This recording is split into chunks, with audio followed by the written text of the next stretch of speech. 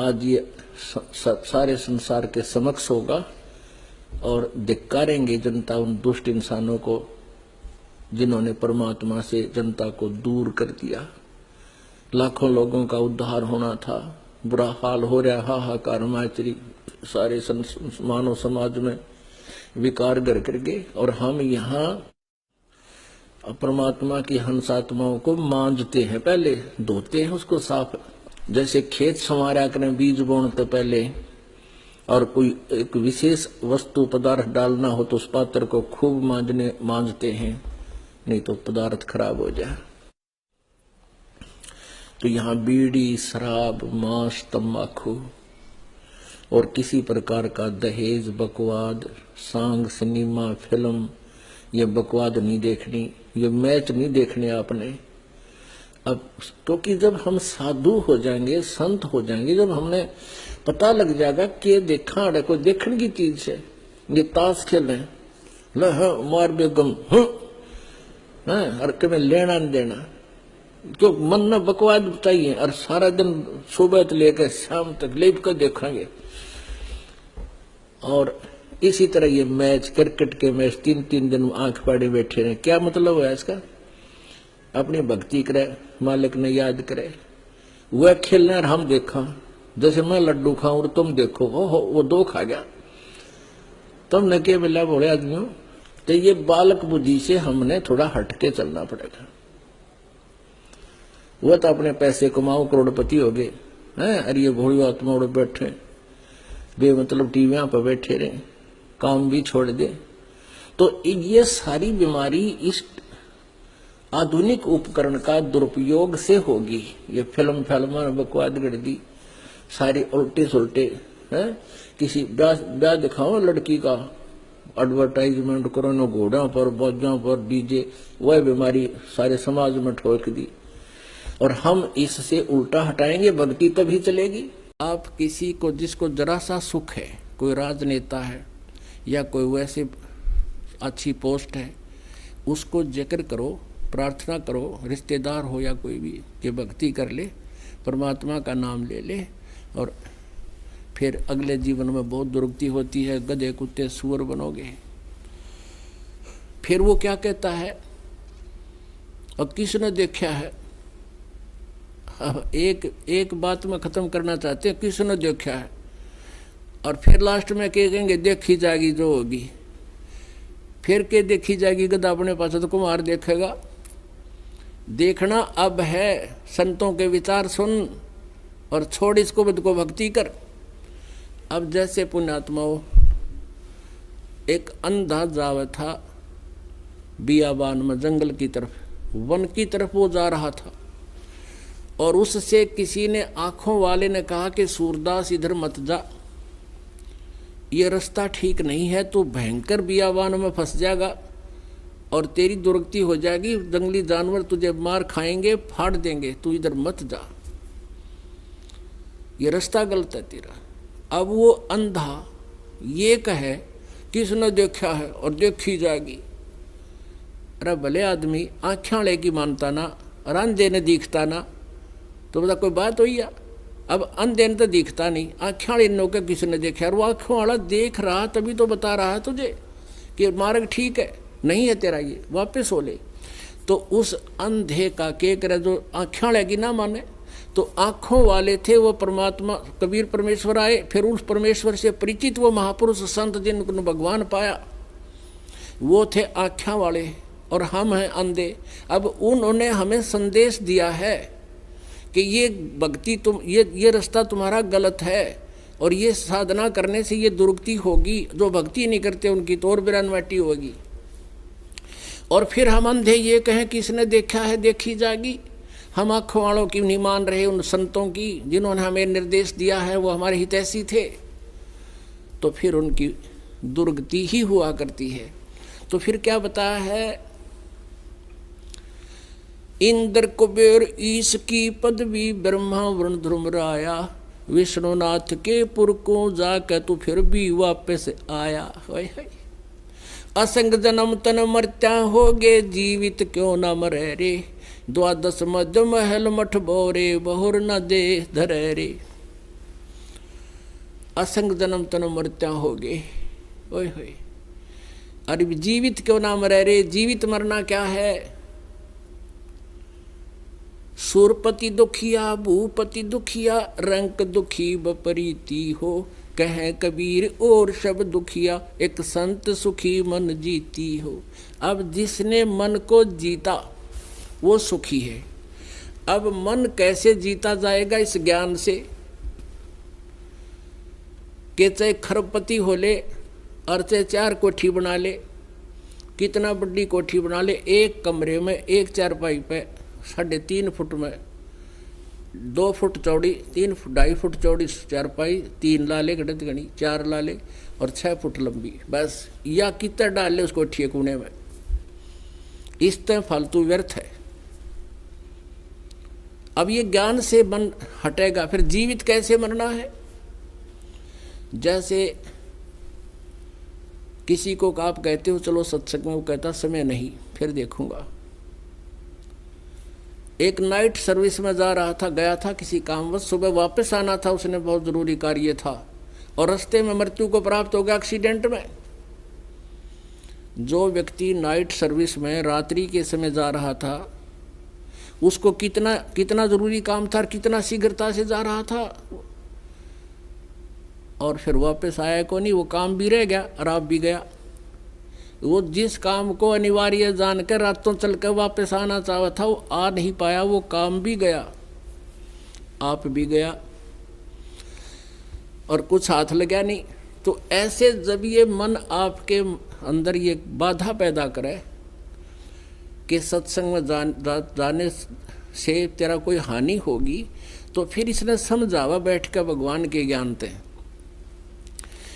अब तो न्यू सोच ले मैं मर गया, मृत्यु होगी, सपोज करके चाल पड़े हम मर गए और 3 दिन के लिए मर गए। अब 3 दिन में कोई हानि हुआ भी, वैसे तो भगवान के मार्ग पर लाभ हुए से हानि नहीं हुआ करती। आपको बहुत प्रमाण दे दूंगा, यहाँ भी जो ऐसा घटना घटी है। भक्त यहाँ होते हैं, भगवान वहाँ होते हैं, और उनके वो काम किए सोच भी नहीं सकते। फिर भी आप अपनी सोच से सोच कर ये चल पड़िए कि 3 दिन हम मर गए, और 3 दिन में जो हानि होगी वो फिर जाकर संभाल लेंगे, अपनी सेट कर लेंगे। भगवान का रास्ता तो मिल रहा है हमें, भक्ति का समय तो मिल गया। और जो परमानेंट टिकट कट की जब के कर लेगा, जब कुछ भी ना रहेगा हाथ में, वो सारा काम रह जाएगा तेरा। तो इसको कहते हैं जीवित मरना। मन चाहता है शराब पी लूँ, मन चाहता है कोठी ले लूँ, मन चाहता है फलानी चीज़ ले लूँ, तो इसने समझा दे भाई भक्ति कर ले, ना तो ये महावीर जैन वाली बिरानमट्टी तेरी भी हो जाएगी। यानी इस तरह हमें भी याद रखनी पड़ेगी। ये कोई वैसे एक कोई सांग नहीं कर रहा है, ये दास आपको तथ्य से परिचित करा रहा है, और तभी आप यहाँ से हटोगे। अब भक्ति न करने से क्या हानि होगी? नर से तू पशुआ की जय, गद्दा बैल बनाई, ये 56 भोग कहाँ मन मूर्ख, कित कुरडी चरने जाई।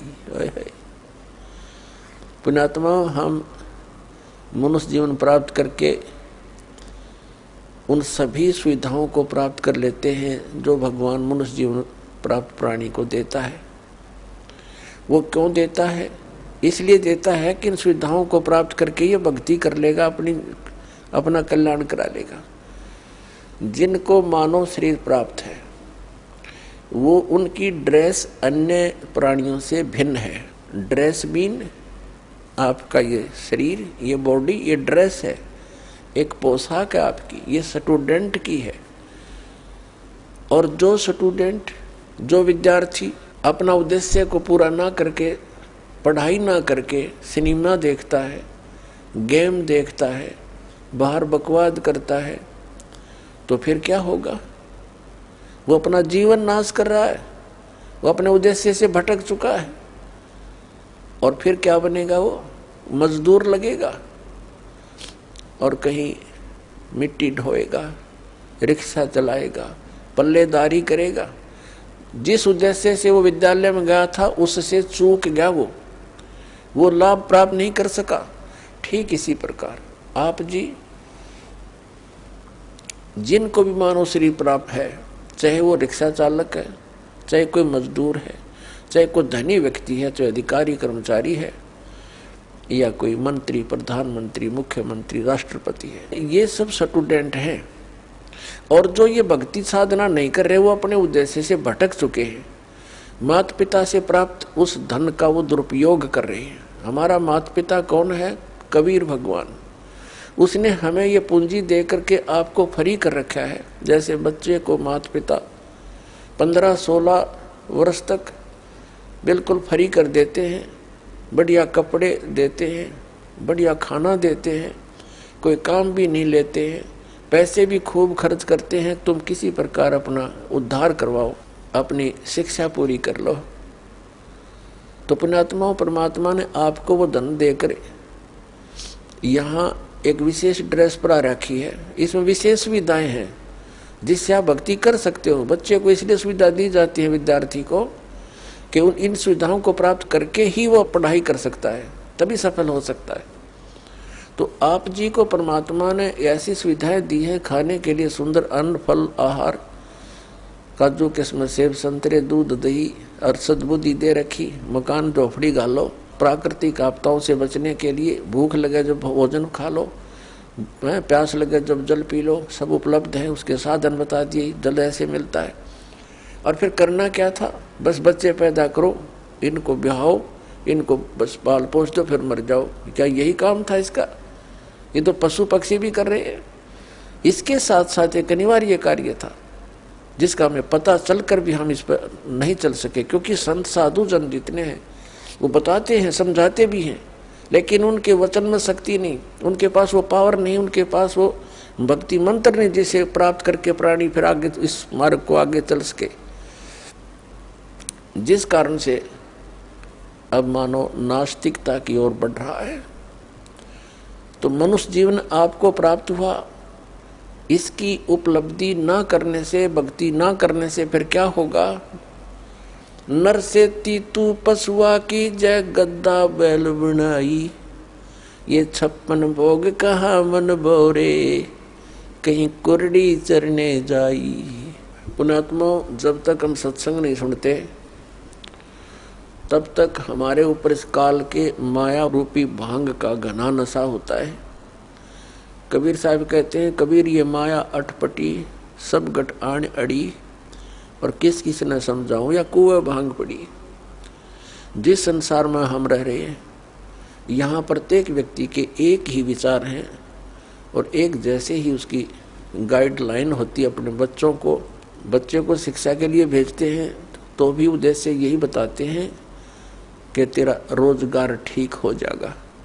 यानी जो भी ट्रेनिंग हमें मिलती है, रोजी रोटी और कपड़ा और कोठी, इनके बनाने की ही मिलती है। तो उस समाज में रह कर के आप अपना उद्देश्य भूल चुके हो। सत्संग में आने से कुछ समय आपको भगवान देता है, निश्चिंत होकर सत्संग सुनते हो और बहन भाइयों से मिलते हो, उनसे भी आपको फिर धीरे धीरे ये ज्ञान सुनने को मिलता है, तो आपकी रुचि बन जाती है। तो परमात्मा क्या बताते हैं कि आप मनुष्य जीवन प्राप्त हो, आपको कितनी सुविधा प्राप्त है। जब भूख लगती है खाना खा लेते हो, प्यास लगती है पानी पी लेते हो, गर्मी सर्दी से बचने के लिए मकान बना लिए। ये वैसे मकानों की आवश्यकता हमने इतनी चाहिए थी कि आवश्यकता से अधिक ना बनाए इनको। ये हमारा भक्ति बाधक है। जो भक्ति करना चाहते हैं, मोक्ष कराना चाहते हैं, तो उनको इन सब नियमों को फॉलो करना पड़ेगा जो बताए जाते हैं, क्योंकि वो भक्ति में बाधक है। और जो भक्ति बाधक है आप उनको भी साथ लेकर चल रहे हो, तो आप ऐसा कर रहे हो जैसे किसी पशु के गल में लठ बांध दिया करते था, मोटा रस्से में गाल कर। अब वो चल नहीं सकता उस स्पीड से जैसे उन्हें चलना चाहिए, चला गट्टियां पर लग गए। तो आप जी इन मर्यादाओं को पालन ना करके और भक्ति रूपी मार्ग पर चलने की चेष्टा करोगे, आप नहीं सफल हो सकते। तो इसलिए हमने ज्ञान के आधार से इन बुराइयों को, इन कुरीतियों को और संसारिक परंपराओं को भी त्यागना पड़ेगा। तब हम इस पर सफल होंगे, फिर अपनी बड़ी अब जीवित कैसे, ये मरना पड़ेगा। जीवित संसार को देखकर हम नहीं चलेंगे इस मार्ग पर, हम भगवान के विधान अनुसार सफर करेंगे अपना। दूसरा मरना ये है, जैसे जब हम यहाँ आने की सोचते हैं तो ये मन पता नहीं कितनी हमारे सामने समस्याएं पैदा कर देगा, ये हो जाएगा, वो हो जाएगा, ऐसे हानि हो जाएगी, फिर देख लूंगा, अगली बार देखूंगा। अब वहाँ उस समय ये विचार लाओ कि एक व्यक्ति कह रहा था कि मेरा एक मित्र था, अब याद आती हैं वो बातें कि वो नाइट सर्विस से गया, कहीं जाना था, सोए वापस आना था, उसने घना जरूरी काम था, वो नाइट सर्विस में वो काम करने गया, दिन में समय नहीं मिलना था, इतना बिजी शेड्यूल था उसका, और वो वही बस दुर्घटनाग्रस्त हो गया, वो मर गया उसमें नाइट सर्विस पे। वो बिजी शेड्यूल भी गया और भाई भी गया, परमानेंट टिकट कट गई। अब परमात्मा कहते हैं कि आप जब यहाँ आने लगो और कोई घर में कोई काम में हानि नजर आवे तो ये सोच लो कि आज मान ले मेरी मृत्यु हो जा, फिर कौन करे, फिर कहाँ जाएगा ये 8 भगवान के मार्ग में। कहते 100 काम छोड़ के भगवान की तरफ चल पड़ो, और भगवान के यहाँ 2-3 दिन जीवित मर का जो न सोच ले मृत्यु होगी, फिर भी तो कोई संभालेगा। 3 दिन में 4 दिन में जो हानि होगी वह हो लेगी, फिर जिंदे तो हैं, फिर संभाल लेंगे जा करके। और जब परमानेंट टिकट कट गई तो क्या कर लोगे। तो परमात्मा कहते हैं ऐसे विचार करोगे तब इस मार्ग पर बढ़ोगे आगे, नहीं तो ये काल आपने आन नहीं दे। ऐसे करते करते जुगाड़ में मृत्यु हो जाएगी, भगवान से भी गए और काम से भी गए। जैसे एक व्यक्ति बता रहा था कि एक हमारा मित्र था, उसको हमने बहुत कहा, दास वहाँ सत्संग करने जाता था तलवंडी बाई में, फिरोजपुर जिला में। उनका हमारे गुरुजी का स्थान है वहाँ, मेन स्थान। गुरुजी के जाने के बाद कुछ दिन वहाँ सत्संग करने जाया करते सेकंड संडे को। तो उन्होंने कहा कि हमने अपने एक रिश्तेदार को बहुत मना किया। जिस दिन दास सत्संग करने गया था, शनिवार की बात है, उनको कह रहे थे कि आप आज रुको और कल सत्संग होगा 9 से 11, गर्मियों का समय था, और आप सत्संग सुन के जाना। परिवार था, 2 बच्चे, 2 वो स्वयं थे मारुति गाड़ी में। उसने कहा कि मैंने जाकर चंडीगढ़ पहुंचना है, वहाँ मेरा एक कोई अनुबंध है, एक एग्रीमेंट होगा किसी पार्टी से और मुझे 5 लाख का बेनिफिट होगा। उन्होंने कहा कोई बात नहीं, संडे को आना है, 2 बजे 1 बजे आप कह रहे हो वो पहुँचेंगे, उनको फोन फान कर देंगे, बाद में चले जाना, आप सत्संग सुनो। वो मान्या नहीं, शनिवार शाम को और प्रस्थान कर दिया चंडीगढ़ को। अंबाला के आसपास जाकर के एक बजरी का भरा हुआ ट्रक खड़ा था लोडेड, और जैक लगा रखा था, पिछले व्हील निकाल रखे थे, टूट गया था। अब भाई इतनी स्पीड पर जा रहा था, उसने तो 5 लाख का एग्रीमेंट दिखा था अगले दिन कि उनके लिए सेटिंग करूंगा, रेस्ट हाउस बुक कराऊंगा और आने वाली पार्टी को खूब रिझाऊंगा, अच्छे रेट मिलेंगे। ये सोचता हुआ जा रहा था, उस ट्रक के नीचे घुस गई वह मारुति कार और जैक डिस्टर्ब हो गया, वह ऊपरे पड़ गया लोडेड ट्रक, चारों मर गए, वह कार भी गई और व्यापार भी गया और भाई भी गया और सह परिवार गया। अब परमात्मा कहते हैं दुख है हमें इसका, ऐसी घटना घटने का, लेकिन मानते नहीं ये कितना कह ले। राम नाम कड़वा लगे मीठे लगे दाम, दुविधा में दोनों गए, माया मिली नाराम। खड़े होंगे और आप देख रहे होगे मेरा बेटा कहाँ, मेरी बेटी कहाँ, मेरा कार कहाँ, मेरी कोठी कहाँ। कहते हैं सपना सा जा टूट उठ के मूंड पकड़ रोए, तेरा ये स्वप्न सा टूटेगा। जैसे सपने में एक भगत कह रहा था, बोला जी मैं वैसे तो रिक्शा चलाता हूँ और कार की इच्छा रखता था, मेरे पास भी कार हो। एक दिन सर्दियों के दिन थे, गहरी नींद आ गई और मैंने सपने में जैसे मैं कार ले खरीद ली और बैठ के कार में और स्पीड तो चला रहा हूँ। आगे मैंने ब्रेक लाना चाहा, ब्रेक लगे नहीं तो गाड़ी टकरा गई, एकदम आँख खुली तो पैर देखा, रजाई पार कर गया, टूटी ही सोड़ थी रजाई, उसका मांग पार कर गया पैर मेरा, वो ब्रेक लग गया था, वह रजाई भी पाट गई। तो सुबह उठा तो देखा ना वो कार थी और वह रजाई और पाट ली लात मारे मार के। तो कहने का भाव ये पुण्यात्माओं कि उस जब तुम्हारा यह शरीर छूटेगा तब तुम जागोगे, फिर तो उस रजाई में पाँव फंसा पाओगा आपका। चारों तरफ यम के दूत खड़े होंगे और फिर देखोगे कहाँ मेरी बेटी, कहाँ मेरा बेटा, कहाँ कार मेरी कोठी। और फिर देखो कितनी दुर्गति करता है आपकी। पहले तो तपस्या पर डाले जाओगे।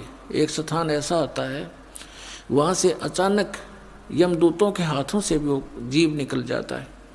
तपस्या पर डाला जाता है, वहाँ भून कर बुरा हाल करता है इसका, उससे गंध निकालता है सूक्ष्म शरीर से, फिर वापस भेज देता है। तब तक वो यम के दूत वही इंतजार करते हैं और वो सोचते हैं कि भगवान के पास गया है, वहाँ से वापस आएगा। और फिर वो पकड़ कर ले जाते हैं धर्मराज के पास। धर्मराज जैसा भी उसका विधान अनुसार बना देता है कि जा तू प्रेत बन। अब वो प्रेत बनाकर भेज दिया जाता है। पहले ये 13वीं क्यों मनाया करते थे और 17वीं क्यों मनाते थे कि 13 दिन तक इस जीव का ये नहीं पता यूँ कहाँ रहता है, उनको पता ही नहीं था। अब 13वें दिन आवे सारे कोल्लू में गए, पीट पड़ के तपस्या पर बन के धर्मराज के दरबार में लाइन लग जाती है, इसका नंबर आता तब इसको आगे योनि प्राप्त होती है। तो 13वें दिन फिर यो नीचे पटक दिया जाता है। फिर ये आता अपने घर, जहाँ आशा तहाँ बादशाह हुई, कहते कि गधा बनेगा, किसी का पशु बन जाएगा उसी परिवार में, या कुत्ता बनकर उसी गली में सैर सपट्टे कर रहा होगा, या प्रेत बनकर फिर वहीं आता है घर पे। और ये घर पे आकर के क्या कहता, बेटा देख मैं आ गया हूँ, बेटी मैं आ गया हूँ। वो सूक्ष्म शरीर है, उसको बोलने के लिए स्पीकर चाहिए एक सतूल शरीर का, वो उसका खत्म हो गया। अब वह धक्के खा रहा है, वहीं भटक रहा है, कोई उसकी सुन नहीं रहा। वो सोचता है देख कैसा परिवार है, मेरी एक बात नहीं मान रहा है। फिर काफ़ी दिन के बाद उसको दूसरे भूत मिल रहे हैं, भगत तो भूत बन गया ही, अब को नहीं अपना ब्योते हैं। तो ये ऐसे भी दुखी करता है, हर तरह से परेशान किया जाता है। तो जो प्रसंग चल रहा है उसी पर आते। अब कहने का भाव ये है पुण्यात्माओं कि इस परमात्मा की सतभक्ति करने से आपने ना भूत बनना, ना 13वीं की जरूरत, ना 17वीं की आवश्यकता, ना फिर पिंड भरवाने। इन पिंड भरवाने से के सारा अलग है, क्या फायदा मिलता। हमें परमात्मा की परिभाषा ही विपरीत बता रखी थी। जो भगवान नहीं थे, समर्थ नहीं थे, उनको समर्थ बता रखा था, परमात्मा को निराकार बता रखा है। और कुछ ये संत पंथ हैं जो सतलोक और सचखंड की महिमा गाते हैं, ये बताते हैं सतलोक में तो प्रकाश ही प्रकाश है, वहाँ तो नूर ही नूर है। आत्मा सतलोक में जाके ऐसे परमेश्वर में समा जाती है जैसे बूंद समुद्र में। कोई थ्योरी है इनकी। फिर क्यों डले डोरे जो वहाँ डूब के मरना है, समुद्र में गिरना और उसमें मिल जाना तो अपनी मौत मोल लेनी है। तो हमारी क्या इच्छा बढ़ेगी, चलो कोई कहे चलो मोक्ष होगा समुद्र में डांक मारो, कोई बात हुई है। तो सतलोक में सृष्टि है, ऐसी ही सृष्टि है। सब बाग बगीचे, सब फल फ्रूट सदाबहार हैं, लेकिन वो बहुत सुंदर और बहुत स्वादिष्ट। वो कभी वहाँ पतझड़ नहीं आती, कभी गर्मी नहीं होती, ना सर्दी होती, बसंत जैसा मौसम रहता है। और कोई भी वहाँ वर्द नहीं होता, सदा युवा रहते हैं। वो ऐसा शरीर है, उसमें राग द्वेष नहीं होता। वहाँ ऐसी व्यवस्था है कि वहाँ किसी प्रकार का भी कोई बंटवारा नहीं है। और सभ्य लोग हैं, हंस व्यक्ति हैं, वहाँ पर हंस आत्मा है, वो एक दूसरे को दुखी नहीं कर सकते, भगवान से डरने वाले हैं। और सबको कोई अभाव ही नहीं है। जैसे आप यहाँ आ रहे हो, एक रिहर्सल आपके लिए कि ऐसा है वो सतलोक। ये तो पृथ्वी लोक के ऊपर एक हम चाहते हुए भी पूरा सुविधा नहीं बना पा रहे हैं, लेकिन ऐसा है जैसे ये बरवाला आश्रम है, आप इसमें आ गए हो, आप परमात्मा के बच्चे हो, ये दास नौकर है उस परम पिता का। और आपके लिए उसने जो भी हमें दिया है उसके लिए हम आपकी हर सुविधा का ख्याल रखते हैं, ध्यान रखते हैं कि परमात्मा के बच्चों को कोई दिक्कत ना हो। तो यहाँ आपको बिछे बिछाए मैट मिल रहे, बना बनाया भोजन, सर्दी है रजाई तैयार करवा रखी। तो यहाँ आने के बाद अगर आप फिर भी कोई किसी बात पर बकवाद करते हो, तो यहाँ ऐसे क्यों बैठ गया, तूने ऐसा क्यों कर दिया, तो वहाँ से ऐसे उठा लाया, तो इस तरह की तो ये तुम्हारी अपनी नेचर है, जो तुम कहीं भी जालो उड़ाइए बकवाद करोगे ही करोगे। नहीं तो यहाँ कोई आपस में द्वेष करने का गुंजाइश नहीं है। एक जैसा सबको आहार मिलता है, एक जैसा बिछौना मिलता है, और फिर भी कोई कहता है वो फिर बकवाद अपनी है। मान ले आप अपना बेड लगा रखे, आपका बिस्तर है, और किसी का अनजान अपने में पैर भी टिक गया, तो एक तो न्यों कहे प्राण मर ले, तूने क्या कर दिया। एक न्यों कहे भाई ध्यान करियो, देख थोड़े गंदे पैर थे, मेरा कप भी खराब हो गया, और वो भी न्यों कह दी गलती होगी। तो यहाँ एक तो ये तो हंस आत्मा होती हैं जो थोड़े बहुत कष्ट को भी सहन कर लें, दूसरे ने दुखी ना करें। तो जो सतलोक जाएंगे उनके अंदर ये नेचर पहले बनाया जाता है कि वो छोटी छोटी बातों में बकवाद करना छोड़ दें, एक दूसरे से प्यार रखें, एक दूसरे के दुख में दुखी हों। तो वही आत्मा वहाँ पहुँच पाती है। जिनमें राग द्वेष है, यटबट की बकवाद भरी है, वो वहाँ कैसे जाएगा? वहाँ तो हंस आत्माएँ हैं, और फिर वो शरीर दूसरा होता है। यहाँ तो ऐसा है जैसे अच्छी आत्मा है कोई, और बहुत ही अच्छी नम्र आत्मा है। कभी कभी बीपी हाई हो जाए, वो भी गलत बोल जाता है, तो कर्म बिगड़ गए उसके। तो वहाँ ऐसा नहीं है, वहाँ शरीर बिल्कुल ऐसा है कि उसमें कोई भी किसी प्रकार का पुर्जा कभी डिफेक्टिव नहीं होता, और तेज पुंज से बना शरीर है। या तो 5 तत्वों से बना है, वह केवल एक प्रकाश तत्व से बना हुआ शरीर है। अपना आत्मा हमारे समझ में नहीं आती, क्योंकि हम परमात्मा की परिभाषा से बिल्कुल अपरिचित हैं। इब जैसे ये शरीर है आपका, ये कितना सुंदर है, और इस 5 तत्वों से बना है। ये 5 तत्व कौन कौन से हैं? मिट्टी, जल, वायु, अग्नि और आकाश।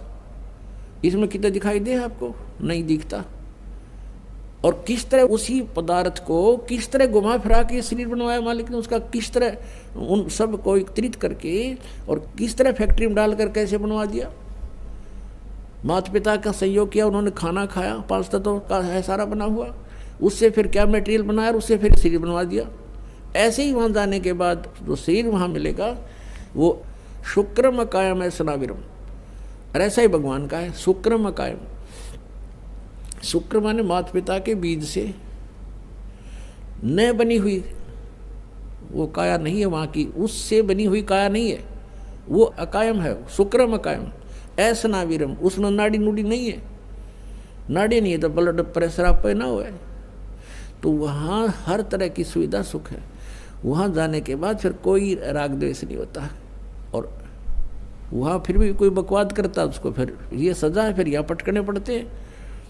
तो अब हम वहाँ जाने के बाद गलती नहीं कर सकते। जैसे कई भक्तों के मन में ये आ जाती है, नए नए जो आते हैं शंकाएँ पैदा करते हैं कि यदि हम वहाँ चले गए जहाँ से हम आए हैं, और उनको ये भी मालूम हो गया कि हम क्यों आए हैं, क्योंकि वहाँ हमने भगवान से आस्था हटा के एक इस काल में लगा ली थी, तो हम इसके साथ आ गए। तो वो कहते हैं कि यदि हमारे वहाँ जाने के बाद फिर यह समस्या होगी, हमसे कोई गलती होगी, तो हम फिर वापस आ जाएंगे। बिल्कुल आ जाओगे, लेकिन वहाँ जाने के बाद आप फिर गलती कर नहीं सकते। क्यों नहीं कर सकते? क्योंकि आप यहाँ के कष्टों से परिचित रहोगे। अब जैसे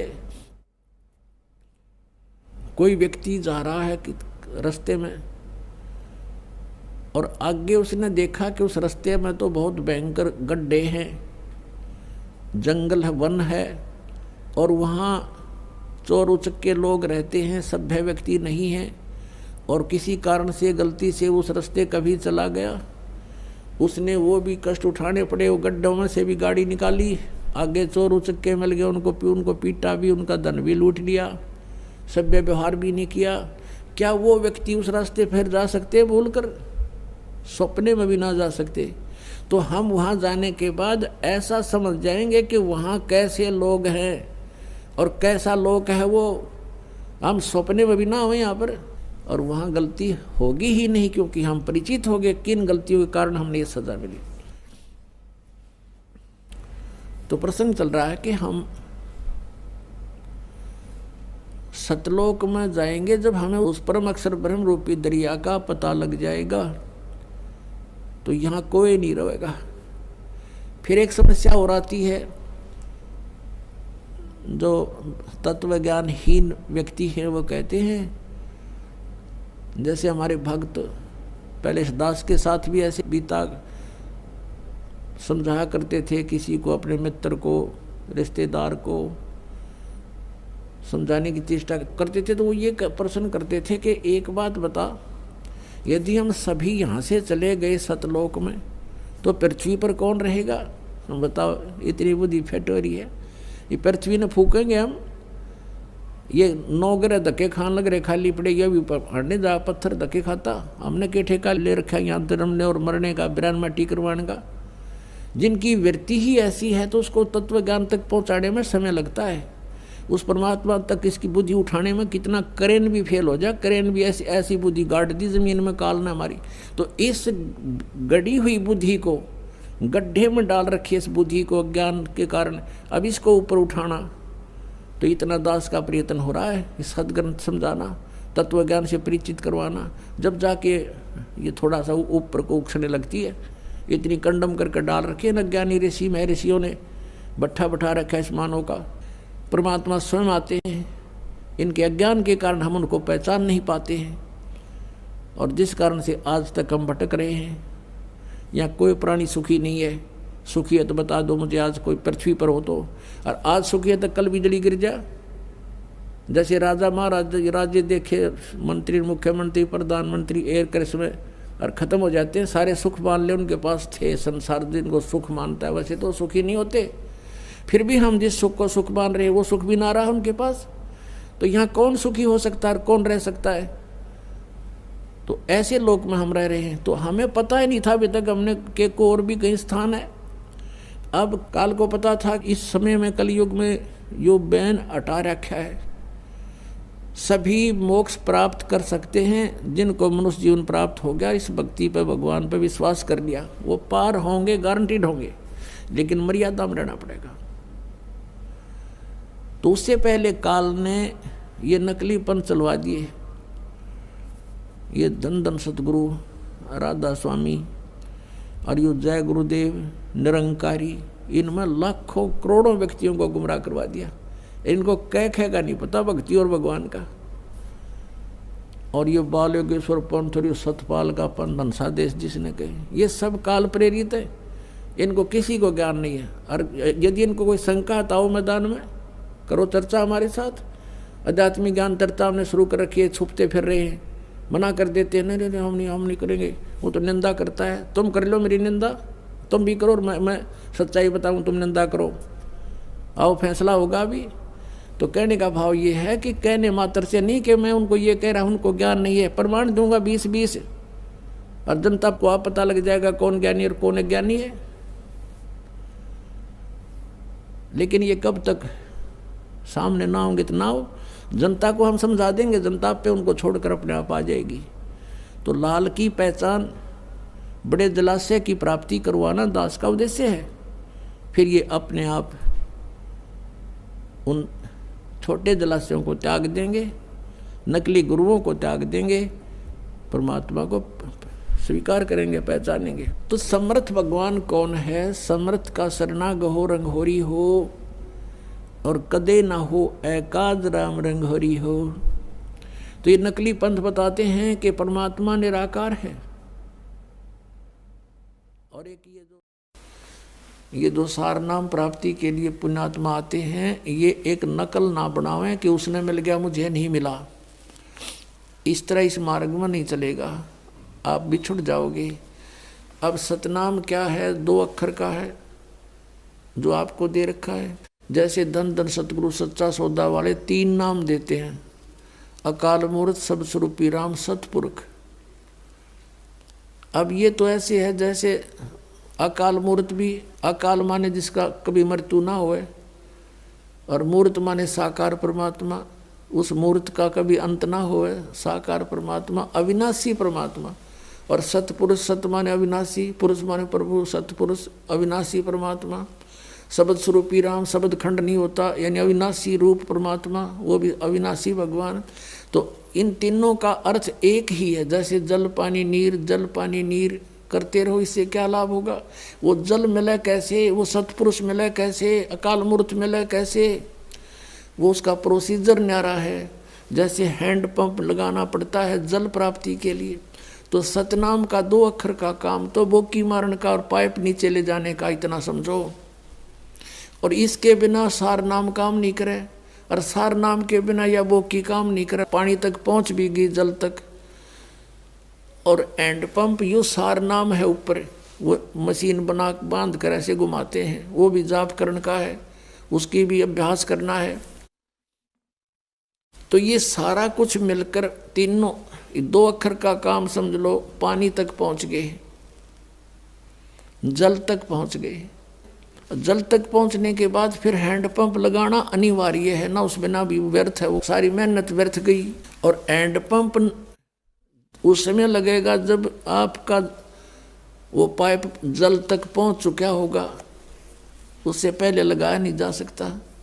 तो जितनी आप साधना करते रहोगे मर्यादा में रहकर, तब आप उस निकट पहुंचोगे, उस स्थान पे जहां जल है। और फिर ये सार नाम एक हैंडपंप, ऊपर मशीन बांधनी है, वो तो बहुत बाद की बातें हैं।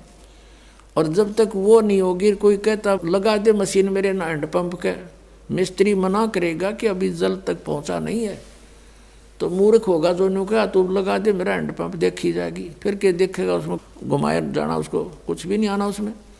तो पुण्यात्मा, जब ये दास उचित समझेगा कि आप कि इस 2 मंत्र के अक्षर की कमाई पूरी होगी है, तभी सार नाम दिया जाएगा, तभी यो काम करेगा।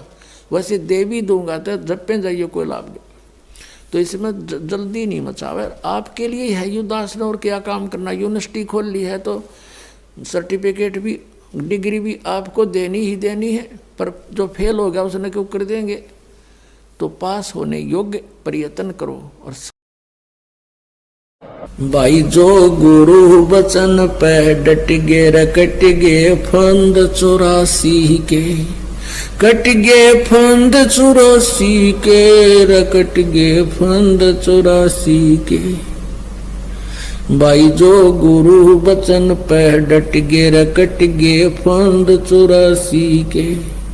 वस्तु मिली ठोर की ठोर, मिट गई मन पापी की दो।